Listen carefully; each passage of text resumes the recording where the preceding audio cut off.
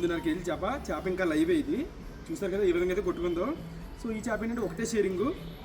వాళ్ళైతే అడిగింది 8 కేజీలు అడిగారు. బట్ ఇదేంటి గోదావరి చేప కూడా మనం చెప్పలేం బరువు కరెక్ట్గానే 9.5 కేజీల వరకు వచ్చింది. ఇది ఎక్కడ కొడుతుంది భయం వేస్తుంది. ఇటువంటి గోదావరి చేపలు కావాలంటే మనం అయితే డెలివరీ చేస్తాం. ఇప్పుడు చేప మీకు లైవ్లో బరువు కూడా చూపిస్తాను చూడండి.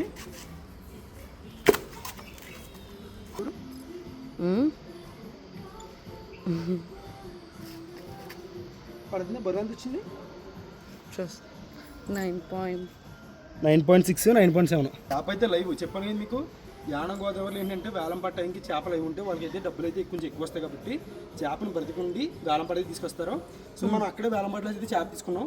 సుమారు మాకైతే ఇది 770 ఎంత పడింది కేజీ, 9.5 కేజీలు. సో ఇది కాకుండా డెలివరీ చార్జెస్ సపరేట్గా ఉంటాయి. సో ఈ విధంగా వాళ్ళు తగ్గట్టుగానే కటింగ్ కావాలంటే కటింగ్, లేదంటే చేప కూడా పెడతాను.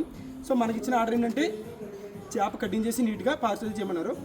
సో ఇప్పుడు దీని అయితే ఐస్లో పెట్టి కరెక్ట్గా మధ్యాహ్నం మనం 3:30కి కటింగ్ ఇచ్చామంటే ఈవినింగ్ మనం ఇక్కడ ఇచ్చామంటే కనుక మార్నింగ్ కల్లా రీచ్ అయిపోద్ది. అది హైదరాబాద్ అవ్వచ్చు, తిరుపతి అవ్వచ్చు, విజయవాడ ఎక్కడికైనా సరే. సో ఈ విధంగా గోదావరి చేప అయితే మనం అయితే డెలివరీ చేస్తాం గైస్.